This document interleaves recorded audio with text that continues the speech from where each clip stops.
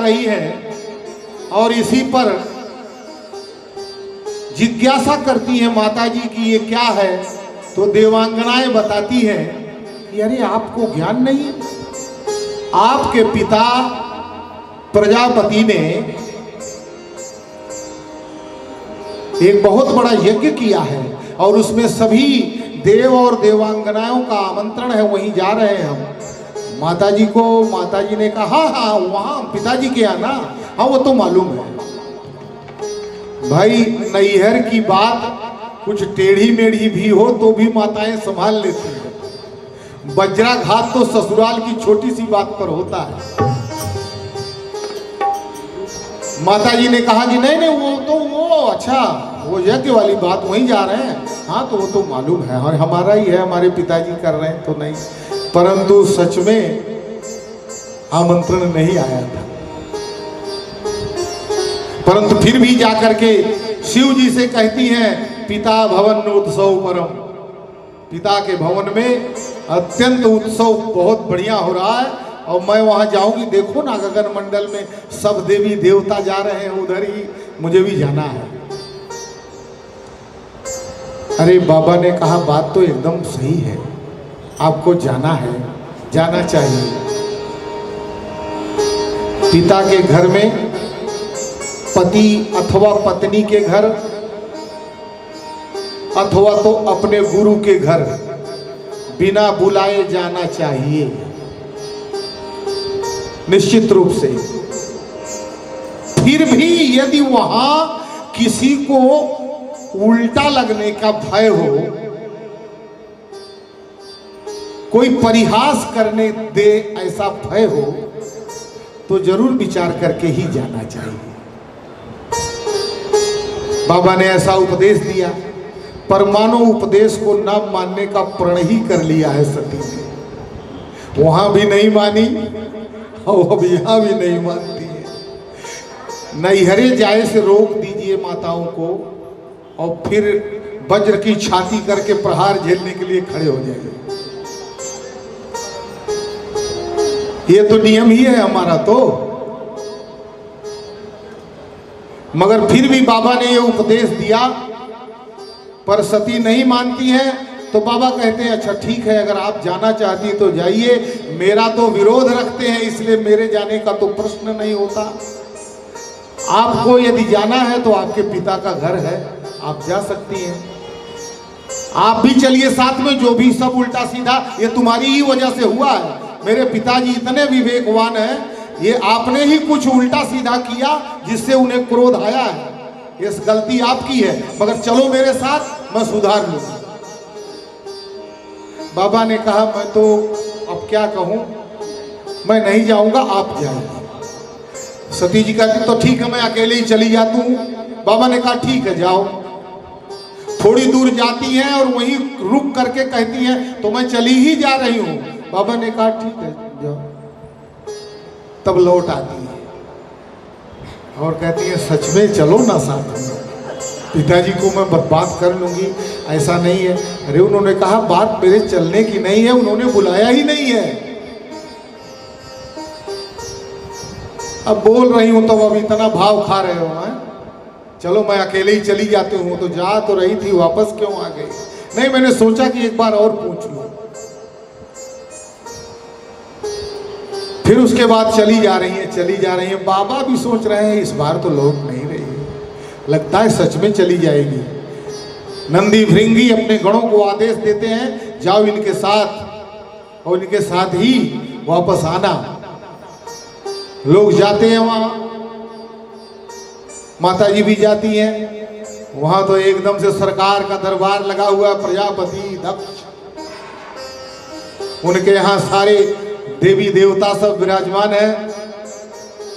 पर एक सबसे बड़ा चालाक देवता वहां नहीं है, श्री हरि नारायण वहां नहीं है। उनको मालूम है कि शंभु का विरोध बड़ा कठिन होगा। महात्मा भृगु आचार्य बन के बैठे। अब ब्रह्मा की तो व्यवस्था है कि ब्रह्मा को जहां यज्ञ होगी वहां पहले बैठना है। आचार्य लोग भाषा समझ रहे हैं, ब्रह्मा को तो विराजमान करके ही होना है। सब सकल समाज एकत्र है, यज्ञ हो रहा है। देवांगनाएं इधर उधर चहलकदमी कर रही हैं, आपस में वार्ता कर रही हैं। देवियों का स्वभाव है, जहाँ चार इकट्ठा होंगी वहाँ खूब चर्चा होती है। अपनी अपनी चर्चा में निमग्न है। देवता सब वहाँ यज्ञ का भाग ले रहे हैं। सती जी जाती हैं। सती जी को देखकर उनकी बहनें बहुत मुस्कुराती हैं और व्यंग तथा कटाक्ष पूर्वक उनसे वार्ता करती हैं। ये दृश्य है। प्रसन्नता पूर्वक तो वहां एक ही प्राणी मिलता है, सती जी की माता जी। माता जी बड़े प्रेम से अपनी पुत्री को आलिंगन करती है, दुलारती है और कहती है, तू आ गई, मैं तेरे लिए ही रो रही थी,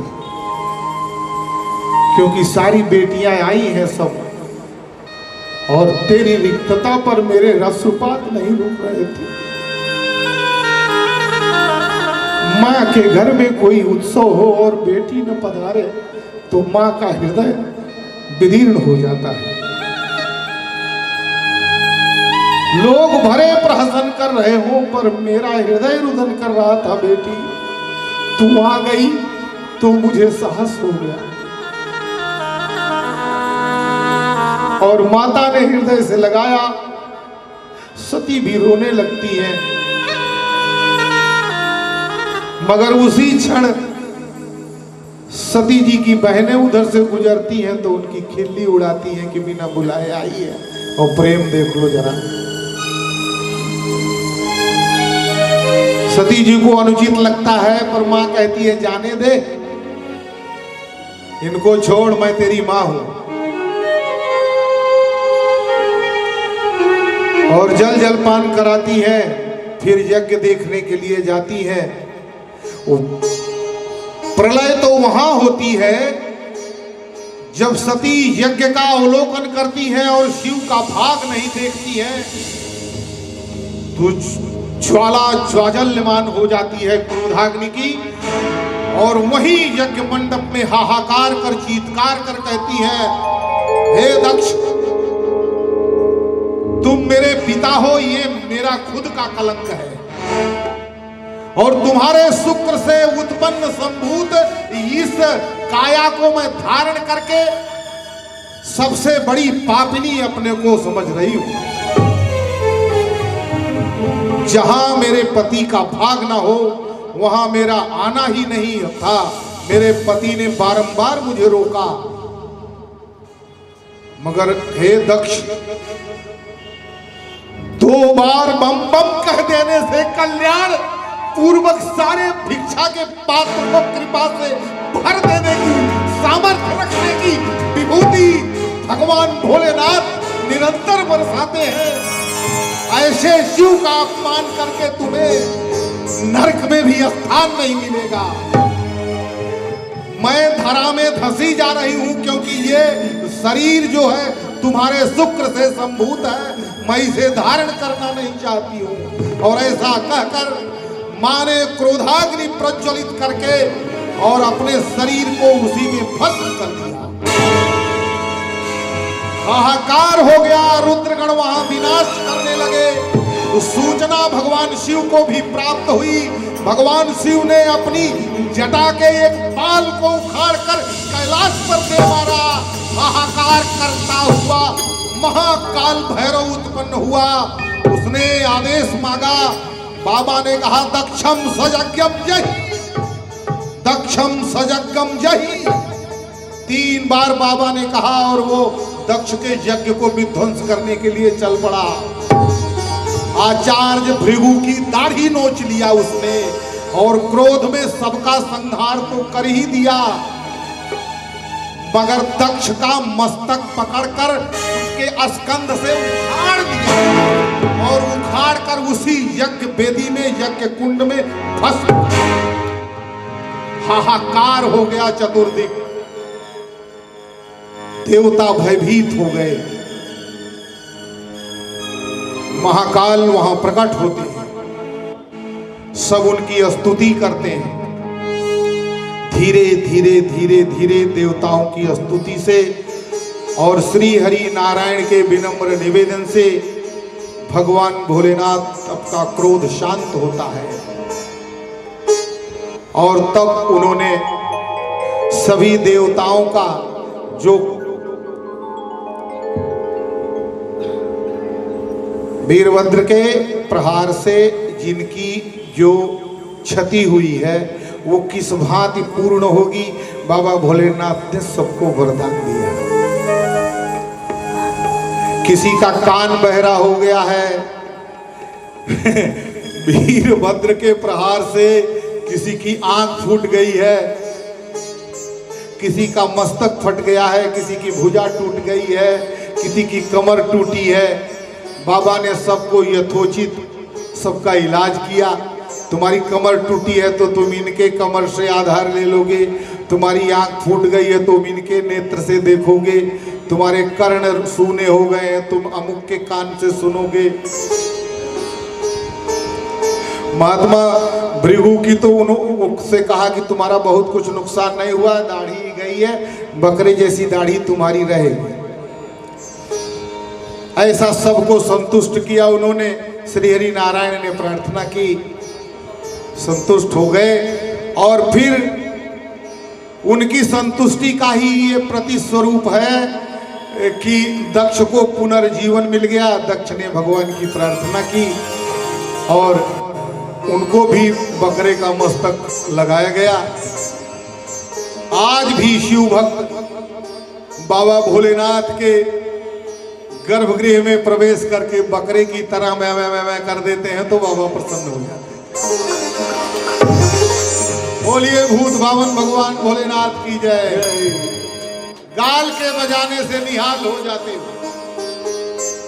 भगवान भोलेनाथ। अगर कोई गाल बजाता है तो देवता रुष्ट हो जाते हैं। देवताओं की छोड़ दो, हम आप क्रोधित हो जाते हैं। क्या चुपचाप बिना मतलब का गाल बजा रहे हो, कर्तव्य कुछ नहीं है, बस गाल बजाना आता है। ऐसे निकृष्ट कार्य को जिसको ये संसार निकृष्ट समझता है, इसको भी मेरा भूत भावन भगवान भोलेनाथ अपनी प्रसन्नता का कारण बनाता है।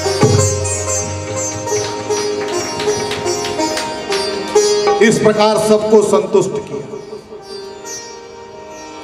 एक महासंतुष्ट वहां है, पर उसको कोई संतुष्ट करे तब तो बात बने। कौन? जिसने स्वयं को भस्म कर दिया। उसकी किसी को खबर नहीं, मगर उसकी खबर कौन लेगा? उसने उसको पुकार लिया है। कैसे? बाबा ने दर्शन कराया कि सती मरत हरिसन बर मागा, सती मरत हरिसन बर मागा, सती मरत हरिसन बर मागा, सती मरत हरिसन बर मागा। जन्म जन्म शिव पद अनुरागा, जन्म जन्म शिव पद अनुरागा। सती मरत हरि सन बर मागा, सती मरत हरिसन बर मागा। जन्म जन्म शिव पद अनुरागा, जन्म जन्म शिव पद अनुरागा। सती मरत हरि सन बर मागा, सती मरत हरि सन पर मागा। जन्म जन्म शिव पद अनुरागा, जन्म जन्म शिव पद अनुरागा। जन्म जन्म शिव पद अनुरागा। सती ने अपने शरीर का त्याग करते समय हरि से वरदान मांग लिया। अब यही सूत्रात्मक संकेत करना है, यही समझिए। सती ने हरि से वरदान लिया क्या वरदान लिया? प्रत्येक जन्म योगायोग किसी भी विषम परिस्थितियों में यदि बारंबार जीवन धारण करना पड़े तो हर जन्म में भगवान शिव के कमलवत चरणों में मेरा अनुराग बना रहे। ये वरदान मांगा। हमारे यहाँ हम इस दृश्य का भ्रांति पूर्वक अर्थ लगा लेते हैं कि सती ने मरते हुए नारायण से ये वरदान मांग लिया कि अगले जन्म में शिव जी ही मेरे पति हों। नहीं, ऐसा नहीं है, बिल्कुल ऐसा नहीं है। ऐसा है कि उन्होंने हरि से ये वरदान मांगा कि जन्म जन्मांतर तक मेरा शिव जी के कमलवत चरणों में अनुराग दृढ़ता पूर्वक बना। देखिए कितनी दूर की कौड़ी है, माता कितनी दूर की कौड़ी फेंकती है, इसमें अपने स्वाभिमान की भी रक्षा करती है। यदि उन्होंने मुझे त्याग दिया है तो मैं भी नहीं कहूंगी कि मुझे स्वीकार कर। नारी से ब्याह है। आपके स्वाभिमान को यदि नारी के बर्ताव से ठोकर लगती है तो अवश्य आप दंडात्मक कार्रवाई कर सकते हैं, परंतु उस कार्रवाई में भी नारी के स्वाभिमान का ध्यान रखते हुए।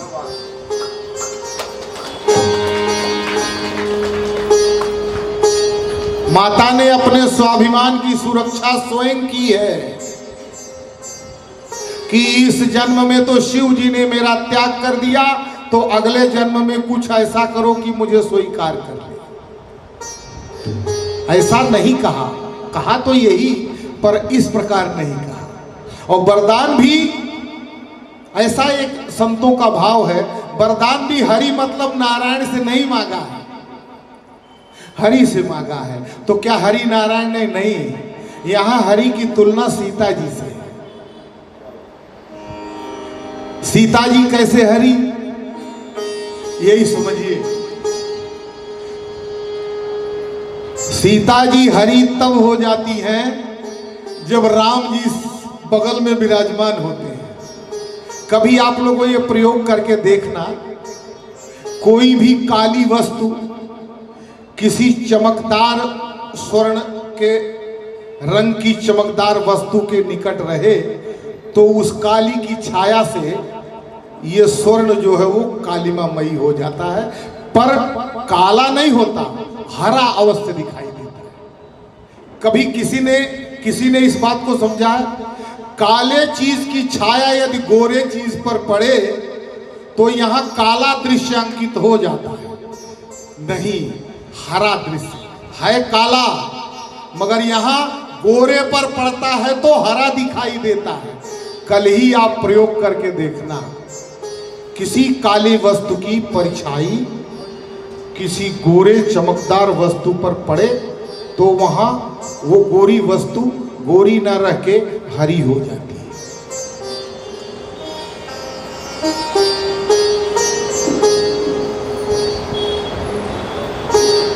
नहीं समझ में आया तो फिर से एक उदाहरण से समझिए।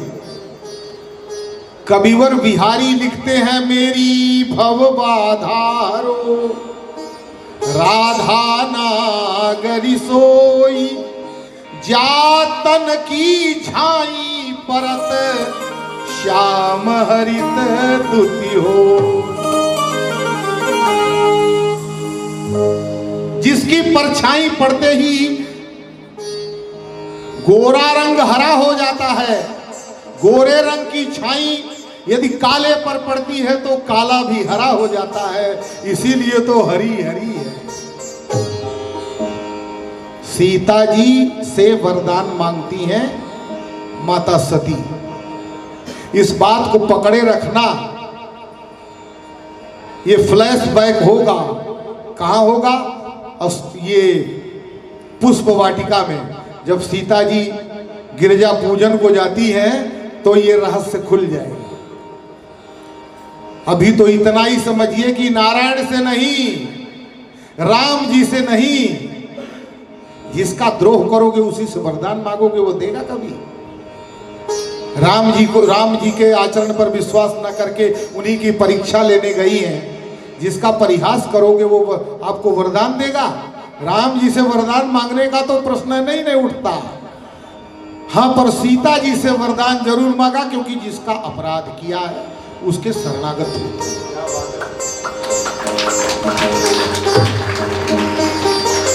इसलिए मेरा बाबा उद्घोष करता है कि सती मरत हरि सन बर मांगा, सती मरत हरि शिव पद अनुरागा, जन्म जन्म शिव पद अनुरागा।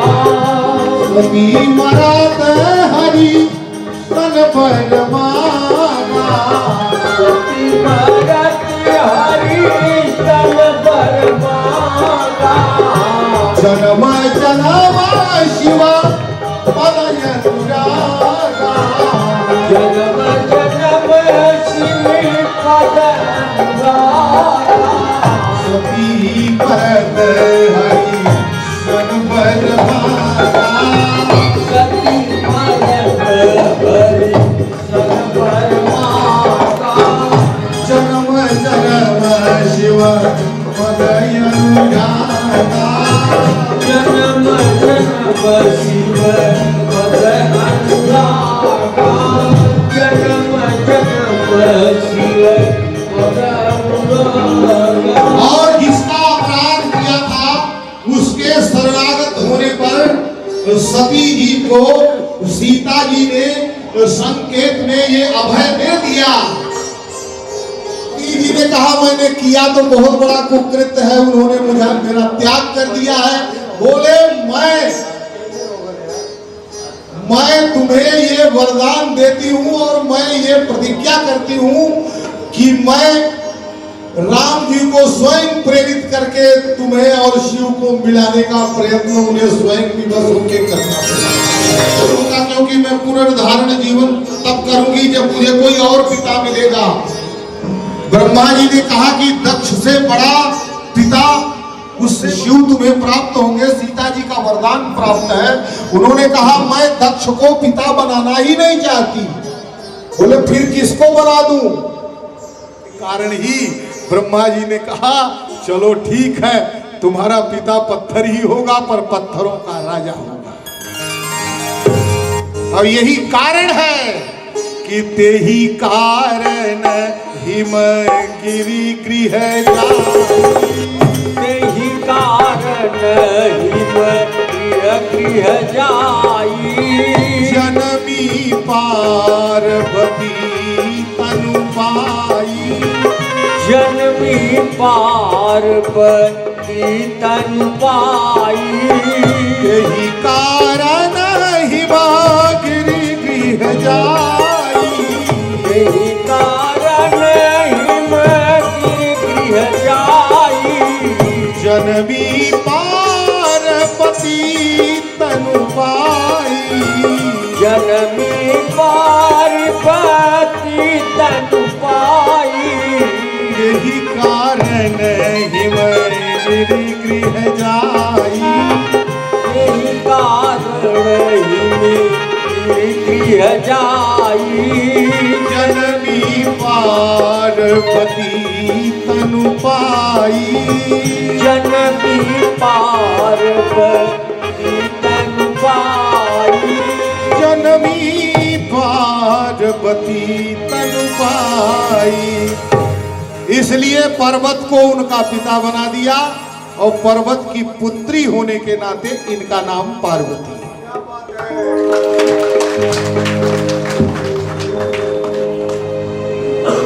अब दिने दिने सावृद्धे शुक्ल पक्षे यथा शशि, हर दिन बढ़ती थी चंद्र कलाओं की भांति उनका विकास होता था। नारद जी का आगमन होता है, नारद जी देखते हैं, कन्या के दोष गुण बताते हैं। और कन्या के दोष गुण बताते बताते कहते हैं इसका जो वर होगा वो अमंगल वेशधारी होगा, माता पिता से विहीन होगा, नग्न होगा, उदासीन होगा, न घर न बार, योगी होगा, अकाम मन होगा, काम के प्रति कोई इच्छा नहीं।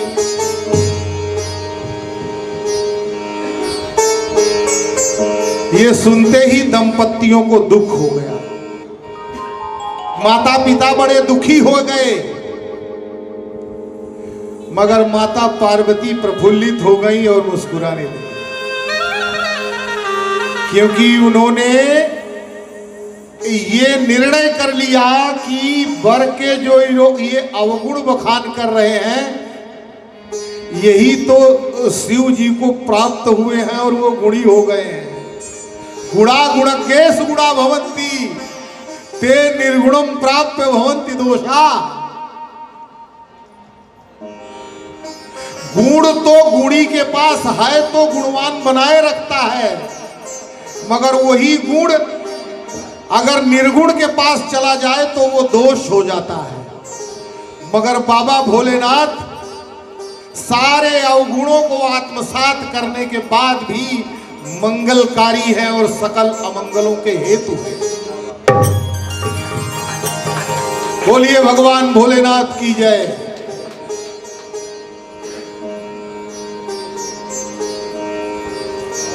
पर्वतराज कहते हैं कि ये जो दोष हटे इसका कोई उपाय है? हाँ, उपाय है ना, तो उपाय बताइए। तो भाई उपाय तो ये है कि जो तप करई कुमारी तुम्हारी, जो तप करई कुमारी तुम्हारी, जो तप करई कुमारी तुम्हारी।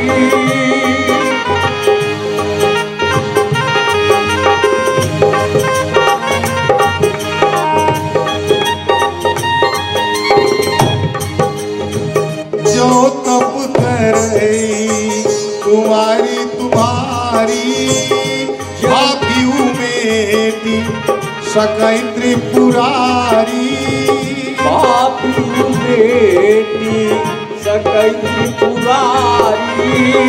जो तप करई कुमारी तुम्हारी, जो तप करई कुमारी तुम्हारी, भाभीऊ मेटी सकई त्रिपुरारी, भाभी मेटी सकई त्रिपुरारी। जो तप करई कुमारी तुम्हारी, जो तप करई कुमारी तुम्हारी, भाभीऊ मेटी सकई त्रिपुरारी। भाभी बेटी सकई त्रिपुरारी। आपकी कन्या यदि तपस्या करे तो महादेव की कृपा से भाल पटल पर अंकित कुअंक भी मिट सकते हैं। माता जी को हर्ष होता है और वो चल पड़ती हैं तपस्या करने के लिए। अखंड तपस्या आप सभी जानते हैं, कुछ दिन जल, फिर उसका परित्याग, कुछ दिन वायु, फिर उसका भी परित्याग, कुछ दिन का अखंड उपवास, और पुनः बेल के पत्ते सूख कर धरा पर गिरते थे, बस उसी को खा करके माता जी ने तप किया। पत्तों का आहार लेने के कारण ही माता जी का नाम अपर्णा पड़ा। बोलिए मां अपर्णा भवानी की।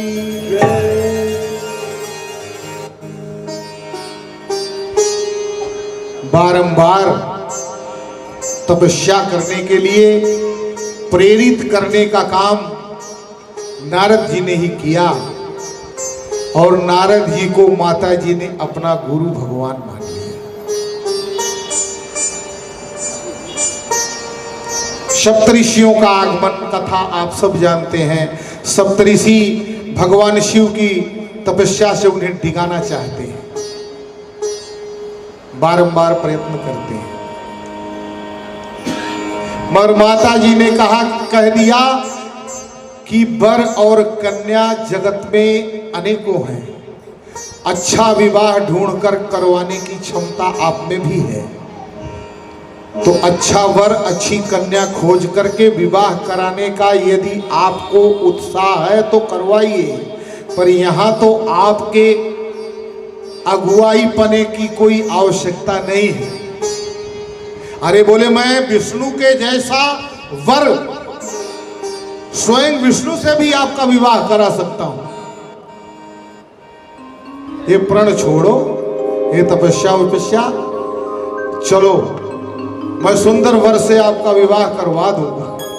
मगर माता जी ने तो स्पष्ट कह दिया कि जन्म जन्म लगी रगड़ी हमारी, जन्म जन्म लगी रगड़ी हमारी, परम शंभु नत रहूं कुंवारी, करऊं शंभु नत रहूं कुंवारी, जन्म जन्म लगी रगड़ी हमारी, जन्म जन्म लगी रगड़ी हमारी, परम शंभु नत रहूं कुंवारी, परम शंभु नत रहूं कुंवारी, जन्म जन्म लगी रगड़ी हमारी,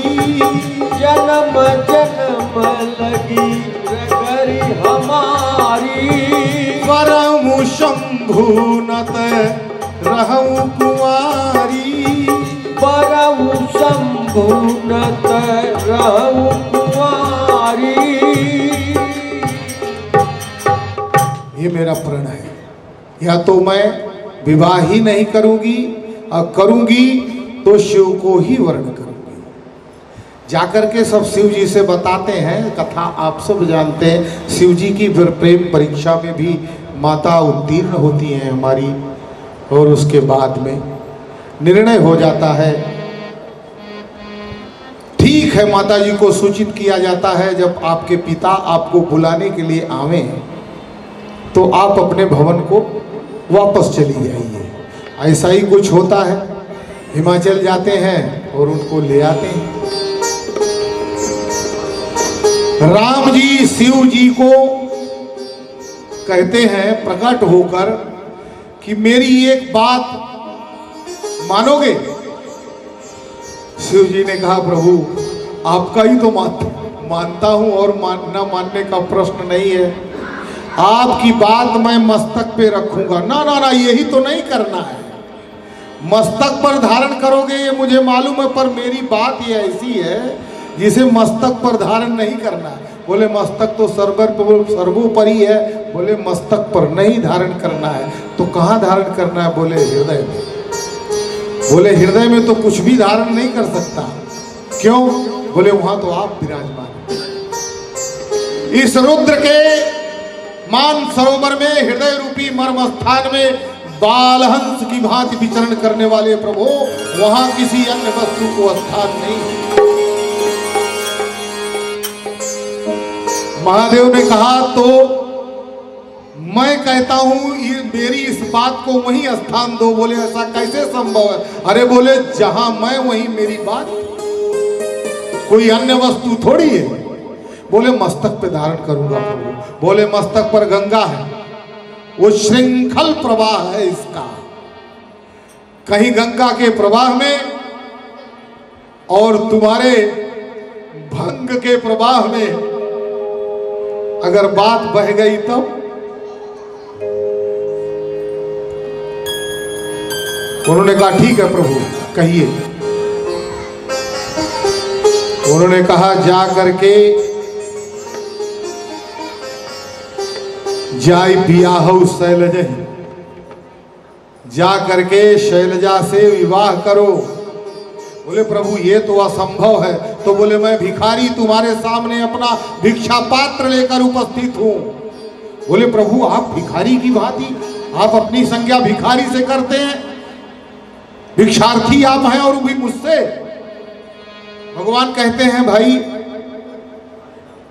ये सीता जी के कारण भिखारी बना हूं, नहीं तो मेरे आदेश के का भी अक्षरशः पालन होता, पर सीता जी ने मुझे भिखारी बना दिया है।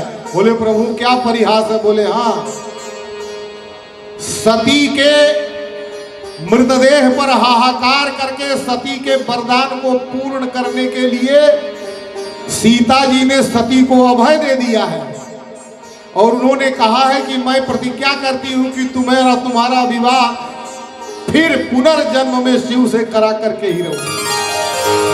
तो बस महिलाओं को कुछ करना नहीं है, पतियों को प्रेरित करके दौड़ाना है। और तुम्हारा भी मुझे विश्वास कम होता है क्योंकि इस कान से सुनोगे इधर से निकाल दोगे, तुम्हें मेरे सिवा कुछ याद रखना नहीं। और मैं चाहता हूं कि इस बात को याद करो। बोले प्रभु, बोले ये मोही मांगे देहु, ये मैं मांग रहा हूं, मुझे भिक्षा है। शिव जी स्वीकार करते हैं और अंततो गत्वा शिव और मां पार्वती का विवाह निश्चित होता है।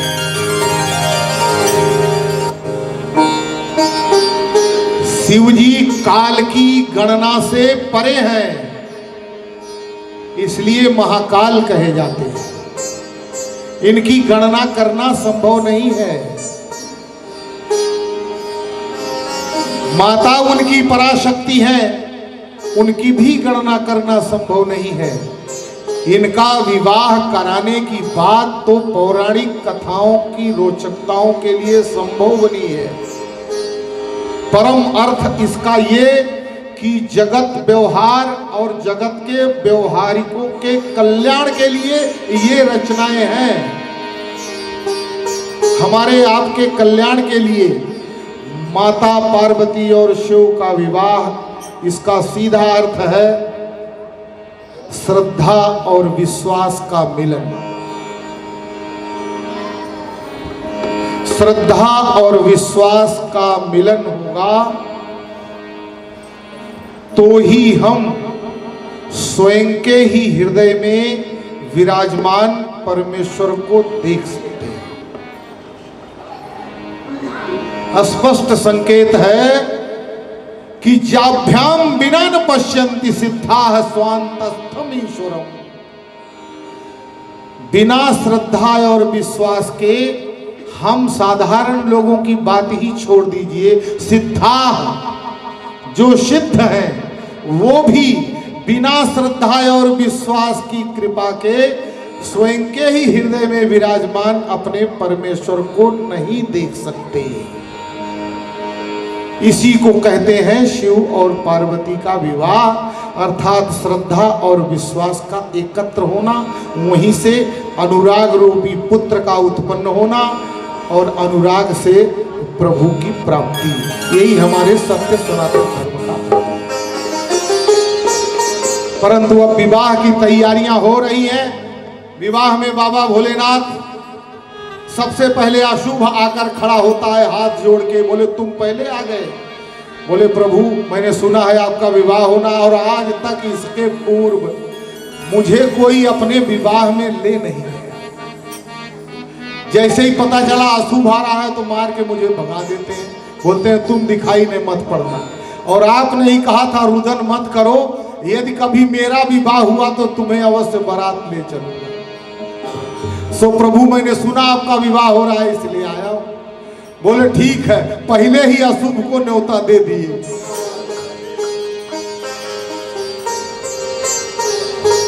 सब देव देवांगनाएं अपने अतुल समाज के साथ विराजमान है बारात के लिए और बाबा का श्रृंगार भी हो रहा है। श्रृंगार कैसे होगा? नंदी ने कहा अरे बाबा ये बहुत महत्वपूर्ण विषय है, आपका विवाह होने जा रहा है, कुछ भी तैयारी नहीं है, ना कुछ कैलाश पर है, आपका विवाह कैसे होगा, हो तो जाएगा पर वहाँ चलेंगे कैसे। और इसी भेष में हम लोग चलेंगे तो वहाँ घराती सब मार्ग भगाएंगे, परिहास होगा, आलोचना होगी, क्या किया जाए। तब तक दूसरे ने कहा सबकी तो छोड़ो, जिनका विवाह होना है इनका तो कुछ श्रृंगार करो। तो बोले इनका श्रृंगार आखिर किससे क्या किया जाए। अब लग गए सब शिवगण श्रृंगार करने के लिए बाबा का श्रृंगार भी करें तो क्या करें। बोले ये जटाएं जो बिखरी हैं पहले इनका हिसाब करो। सब जटाओं को एकत्र करके और मस्तक पर गोल बांध दिया, मस्तक पर गोला बना दिया। बोले लेकिन ये सूना सूना दिख रहा है, दूल्हा का मस्तक ऐसा थोड़ी दिखाई देता है। अरे सर के ऊपर बाल, बालों के ऊपर मोर लगता है। तो बोले मोर गले वाला सांप जो है ना इसको निकालो और इसको जटाओं में लपेटो और उसी को बोलो बरोबर खड़े रहना, मोर का काम करना है तुम्हें। ऐसा श्रृंगार हो रहा है और बाबा मस्त है कि श्रृंगार कर रहे हैं मेरे गण। शिव ही शंभु गण करई सिंगारा, शिव ही शंभु गण करई सिंगारा। शिव ही शंभु गण करई सिंगारा, शिव ही शंभु गण करई सिंगारा। जटा मुकुट यही मौरू सवारा, जटा मुकुट यही मौरी समारा। जटाओं का मुकुट, सर्पों का मोर लग गया। भगवान का संपूर्ण श्रृंगार, मस्तक पर चंद्रमा सोमरस की वर्षा करता हुआ। बाबा तैयार हैं, जो भी श्रृंगार उनसे बन पड़ा। समय श्रृंगार करने कहां दे रहा है, मगर जो भी आवश्यक था श्रृंगार हुआ। बाबा बोले हो गया तुम लोगों को, तुमको ठीक तसल्ली हो गई? हाँ हो गई। जो भी था तुम्हारे पास है क्या? जो भी इधर उधर बिखरा पड़ा था हमने सब बना दिया है जैसे भी। ठीक है चले, तो चलो। बाबा उठ के खड़े हो गए। अरे बाप रे बाप, सब लोगों ने मुंह पर हाथ रखा। हिता अनर्थ हो गया। बोले क्या हुआ? इतनी देर से सजा रहे हो, अब अनर्थ क्या हो गया? अरे बोले नीचे तो सब कमर के नीचे तो सब खुल्लम खुल्ला है। बोले हाँ ये तो गड़बड़ है। बोले अरे कुछ उपाय करो। अब क्या मिले और क्या उपाय करें? जिस आसन, जिस बाघंबर पर बैठे थे उसी बाघंबर को उठाकर एक सर्प से ऊपर से बांध दिया, बाघंबर लपेट दिया और चल पड़े। नंदी की सवारी तैयार है, अब चले। बारात चल रही है बाबा की। देखा तो श्री हरि नारायण का समाज अलग है, इंद्र का समाज अलग है। सभी देवांगनाएं सज संवर के खड़ी हैं बारात में, पर दुल्हा का स्वयं का समाज कहाँ है? नारायण ने कहा कि अपने समाज के साथ ही रहना भाई, घाल मेल करना मत। हमारा समाज हमारे साथ है, तुम्हारा समाज तुम्हारे साथ होना चाहिए। बाबा ने नंदी से कहा, नंदी ने भृंगी से कहा, बोले अपना समाज बुलाओ।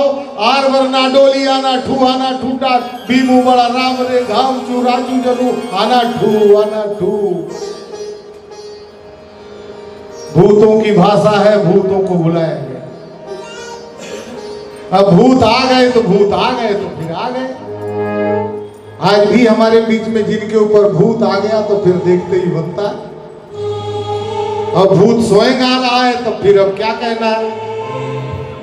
तब भूतवा नाचई दई दई ताल, भोला की बरियात चली। भूतवा नाचई दई दई ताल, भोला की बरियात चली। ओ भगवाना जय जय जय ताल भोला की बरसात चली। जस दूल्ह तस बनी बराता भोला की बरियात चली। जस दूल्हा तस रही बराता भोला की बरियात चली। असगुन होई विविध मक जाता भोला की बरियात चली। असगुन होई विविध मक जाता भोला की बरियात चली। हे भूतवा नाचै दई दई ताल भोला की बरियात चली। ओ भूतवा नाचै दई दई ताल भोला की बरियात चली। नगर निकट बारात जब आई भोला की बरियात चली। घर भरू शोभाय भिकाई भोला की बरियात चली। पूरा घर भरू शोभाय भिकाई भोला की बरियात चली। भूतवा नाचै दई दई ताल भोला की बरियात चली। भोला नाचै दई दई ताल भोला की बरियात चली। हरि बनाव सजीवाहन नाना भोला की बरियात चली। हरि बनाव विधि वाहन नाना भोला की बरियात चली। चले लेन सादर अगवाना भोला की बरियात चली। चले लेन सागर गवाना भोला की बरियात चली। भूतवा नाचै दई दई ताल भोला की बरियात चली। भूतवा नाचै दई दई ताल भोला की बरियात चली। बाबा भोलेनाथ की बारात पहुंच गई नगाधिराज हिमालय के यहाँ। और अब बारात देखने के लिए सबसे पहले नगर के लोग उनके द्वार पर एकत्र हैं और बच्चे नगर की बारात देखने के लिए पहले पहुंच गए। सबसे आगे ऐरावत पर अपने समस्त वैभव के साथ विराजमान सुरेंद्र बारात के सबसे अग्रभाग में है। अरे बाप रे, बच्चों ने देखा, नगर के बालकों ने कहा यही दूल्हा है। दूल्हा सरकार को प्रणाम करते हैं बच्चे। अरे इंद्र ने कहा क्या नष्ट कर रहे हो? बोले आप दूल्हा हैं, आप ही जीजा जी हैं। अरे बोले जीजा जी हम नहीं हैं, हम तो जीजा जी के नौकर चाकर हैं। अब बड़ा आश्चर्य, इतना वैभवशाली जिसके नौकर चाकर दिखाई दे रहे हैं, वो दूल्हा भला कैसा होगा? और सबको जो है जिज्ञासा बनती है। इंद्र ने अपने प्राण बचाया और आगे बढ़ गए। और इंद्र के पीछे श्री हरि नारायण अपने समस्त वैभव के साथ विराजमान है। रमा भी साथ में शोभा पा रही है।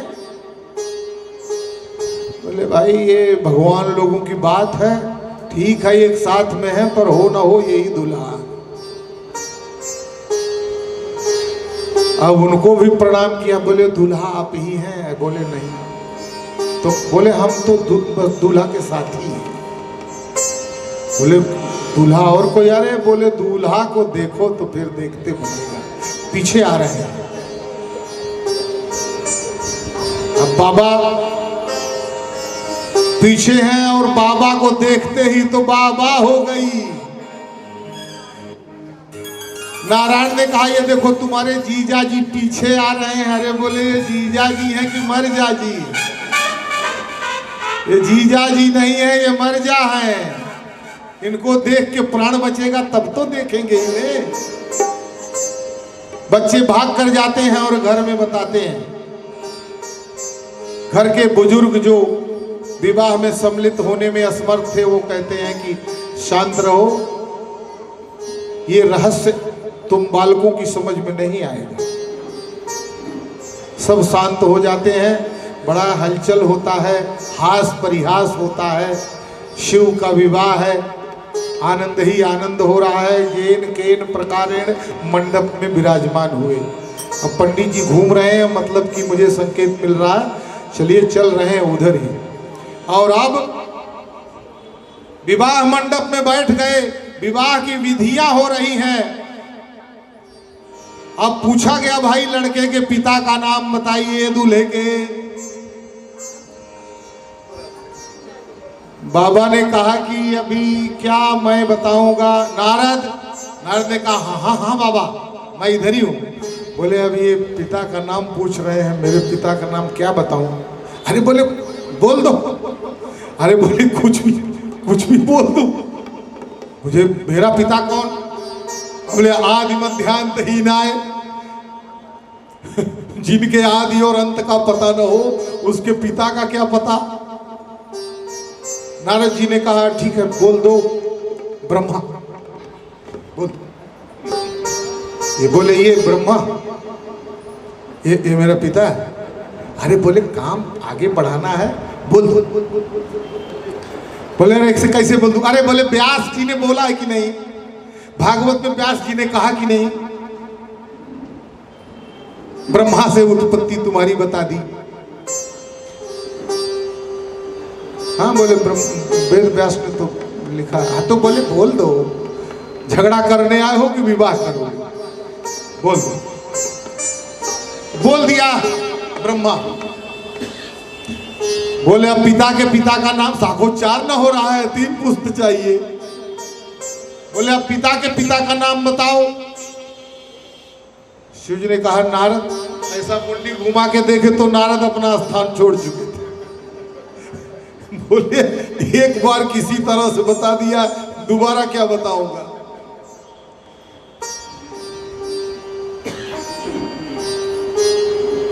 ब्रह्मा जी ने कहा सुर अनादि जिय जान। विवाह के पहले जिस गौरी और गणेश का पूजन किए हैं वो कहां से मिले आपको। सुर अनादि है, इनका कालखंड में विभाजन नहीं हो सकता। विवाह करिए। विवाह हुआ विधिवत। पार्वती जी को लेकर बाबा आए कैलाश।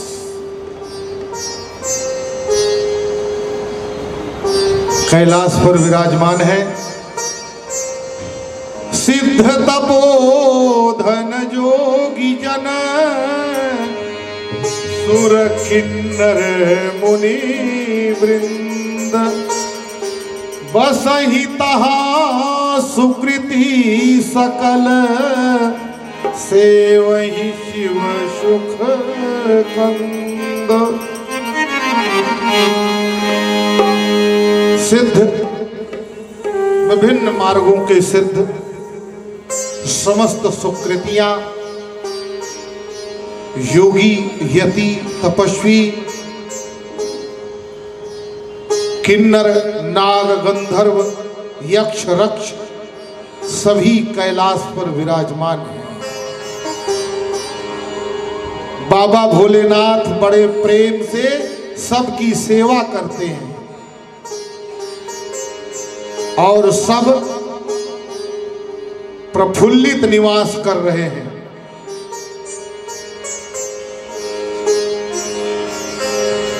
और भगवान शिव और माता पार्वती के प्रेम मिलन संयोग से गजानन और खडानन 2 बालक भी हो गए। गजानन का विवाह 2 पोते भी हो गए। भरा पूरा परिवार हो गया। अब बाबा वट वृक्ष के नीचे अपने ही हाथों से मृगछाला बिछाकर बैठे। बाबा बैठे हैं और माता जी आकर के बाबा को प्रणाम करती हैं और कहती हैं प्रभु मुझे श्री राम कथा सुना दीजिए। उन्होंने कहा पिछले जन्म में राम जी का दर्शन कराया था और राम जी की कथा भी सुनाई थी, मगर तुमने सुना नहीं, तो कितना बड़ा अनर्थ हुआ। अब फिर राम जी के चक्कर में पड़ी हो। बोले पिछले जन्म जैसी कोई बात नहीं है, तब संदेह था और अब सुनना चाहती हूं। तो बाबा ने कहा कि ठीक है, लोक कल्याण की भावना से तुमने श्री रामचरितमानस राम का चरित्र सुनने की जिज्ञासा की है, तो मैं अवश्य ही तुम्हें सुनाऊंगा।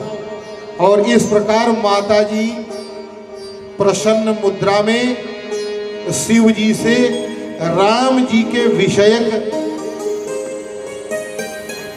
16 प्रश्न करती हैं। बहुत ध्यान से सुने। 16 प्रश्न माताजी करती हैं। 8 निर्गुण पक्ष से राम की का सत्यापन होगा और 8 प्रश्नों से राम के सगुण पक्ष का समावर्तन होगा। सगुण और निर्गुण दोनों भक्ति परंपराओं को सिद्ध करने के लिए माताजी ने निर्गुण के 8 और सगुण के 8 प्रश्न किए। और उन्होंने कहा आपके इन 16 प्रश्नों का उत्तर पहले तो मैं प्रथम ही दे देता हूं, उसके बाद एक एक प्रश्न का खंड करके मैं समझाऊंगा। तो बाबा ने कहा कि भाई वही बिन पग चले सुने बिन काना कर बिन कर्म करें विधि नाना बिन वाणी वक्ता बन जोगी वगैरह जो भगवान के 6 विशेषण हैं वो बाबा ने सुनाए।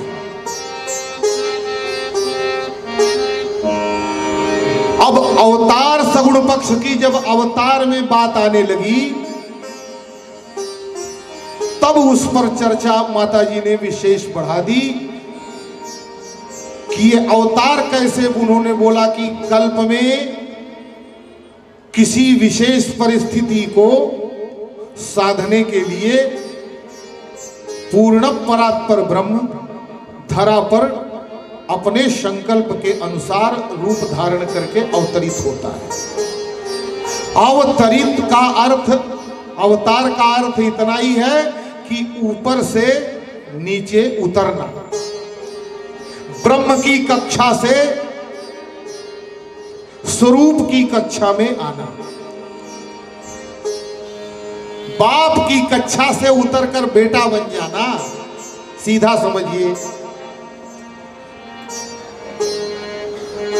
ब्रह्म से बालक बनना, व्यापक से व्याप्य बनना, निरंजन से अंजन बन जाना, निर्गुण से सगुण बनना, विनोद रहित होने से विनोद करने की श्रेणी में आ जाना, अजन्मा से मां के उदर में जन्म लेने के लिए आ जाना। इस तरह 6 प्रकार से परब्रह्म परमेश्वर अपनी कक्षा से उतरते हैं। इसी को अवतार कहते हैं। बाबा ने कहा राम जी का चरित्र 100 करोड़ ग्रंथों में वर्णित है, परंतु मैं, माताजी ने कहा सब छोड़िए, किस प्रकार निर्गुण ब्रह्म सगुण बनता है, बस यहीं से प्रारंभ करिए। उन्होंने कहा निर्गुण और सगुण 2 नहीं होता, ये तो तुमने 2 विभाग बना लिए हैं। देखिए पहाड़ पर जमी हुई बर्फ, आप उसे बर्फ कह सकते हैं, लेकिन क्या वो बर्फ पानी के कोई अतिरिक्त वस्तु है तो पानी ही।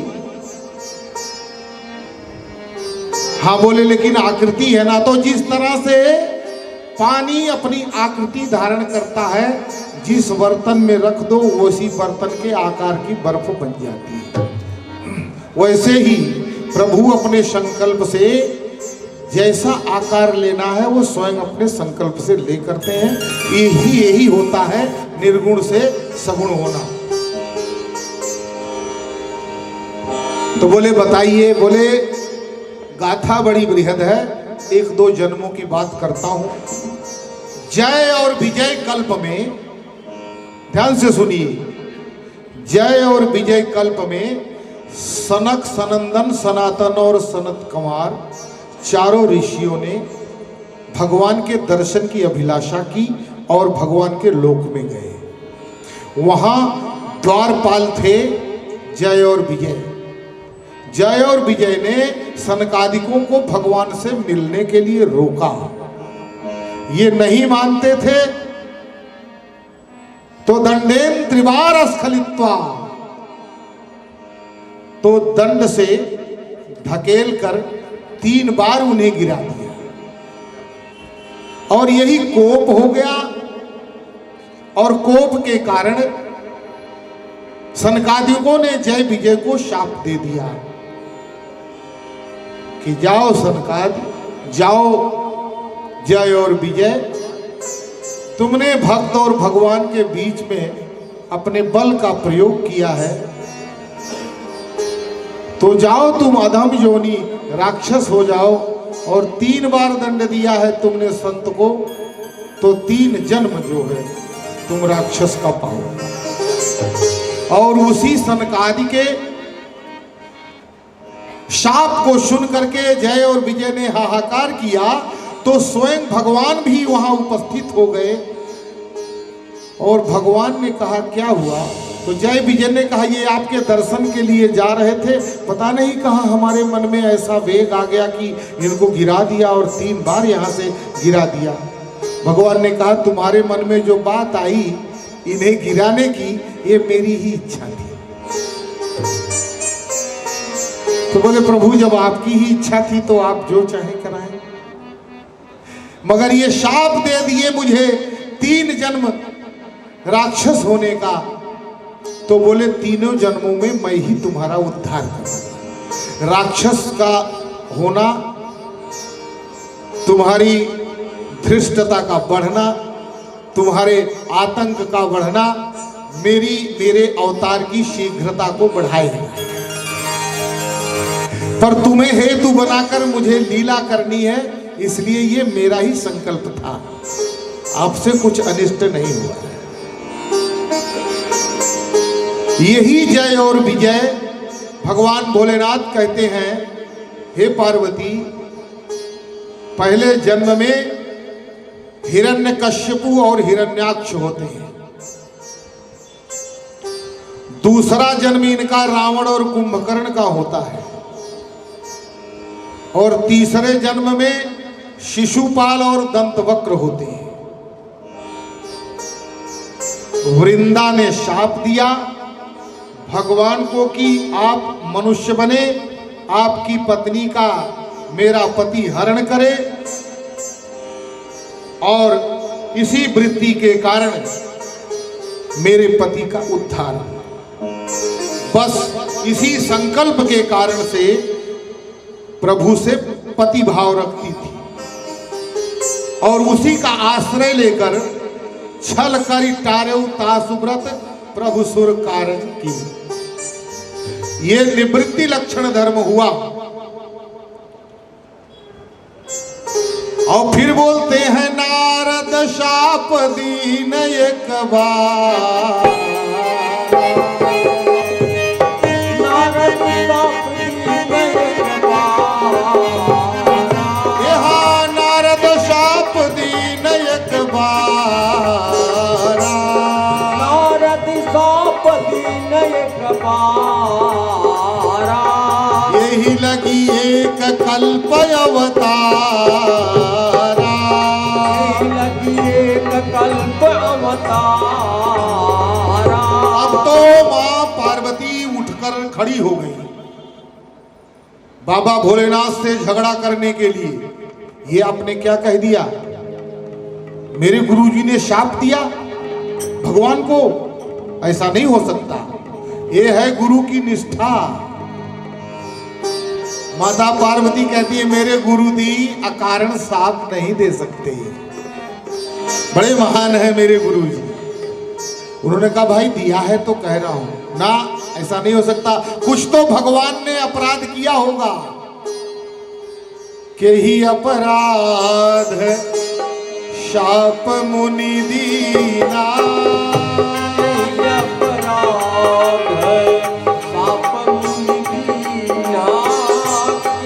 अपराध रमापति कीन्हा, अपराध रमापति कीन्हा।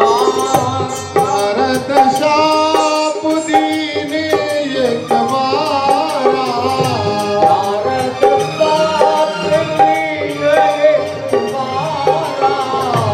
एक कल्प यही लगी अवतारा,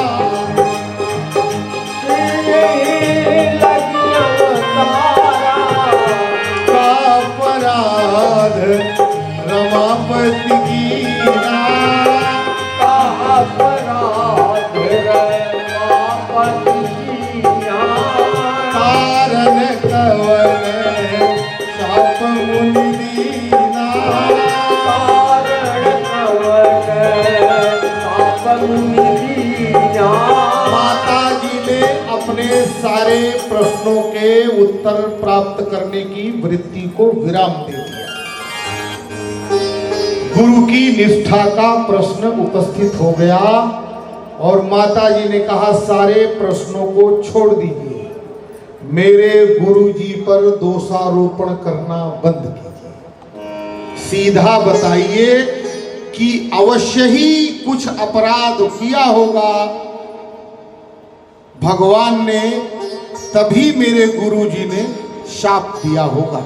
मेरे गुरुजी ने शाप क्या दिया वो मुझे नहीं जानना, पहले ये बताओ कि श्री हरि नारायण ने अपराध क्या किया। अवश्य ही बिना अपराध के मेरे गुरुदेव भगवान किसी को, और वो तो बड़े कृपालु है। बाबा ने कहा वाह, मतलब मैं कह रहा हूं तो मुझे भी सफाई देनी पड़ रही है। बोले वो तो ठीक है पति परमेश्वर, मगर मेरे गुरु की निष्ठा को इस भांति जो है आप कैसे कह सकते हैं? पहले गुरु ने शाप दे दिया, ये बात बाद में कहो, पहले मुझे ये बताओ कि आपके भगवान ने अपराध क्या किया। बाबा ने कहा क्या हुआ वो बता रहा हूं, किसका दोष है किसका अपराध है इसकी गणना तुम करते रहना। आगे का वृत्तांत बताते हैं, किस प्रकार नारद जी को मोह हुआ, किस प्रकार उनको वरदान देकर कपि की आकृति दिया भगवान ने, कैसे नारद मोह की सारी लीलाएं आप सब कथा जानते हैं। ये बात बाबा बताते हैं। अच्छा बोले और फिर आगे दूसरा वृत्तांत, दूसरा वृत्तांत मनु महाराज का लेते हैं। आद्य मनु और शतरूपा, इनके दो पुत्र, ध्यान से सुनिए, उत्तानपाद और प्रियव्रत। तीन पुत्रियां आकुति, देवहूति और प्रसूति। कानपुर के पास अद्य वर्तमान में भारत में स्थान है जिसे पौराणिक भाषा में ब्रह्मावर्त कहते हैं।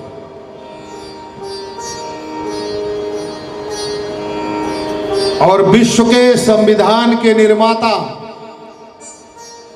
मनुस्मृति के रचयिता मनु महाराज, सावधानी से सुनिए, 71 चतुर्युगी तक राज करते हैं। अब चतुर्युगी आप सब विद्वान हैं, गूगल से पूछ लीजिएगा एक चतुर्युगी कितने वर्ष की, फिर 71 चतुर्युगी कितनी होती है? एक दिन तो हमारे हरिनाथ तिवारी जी कुछ गणना कर रहे थे, लेकिन उनका कम वो क्या कहते हैं वही फेल हो गया। कैलकुलेटर में बोले उतना जीरो ही नहीं है। तो 71 चतुर्युगी तक मनु महाराज राज करते हैं, परंतु फिर भी विषयों से वैराग्य नहीं होता।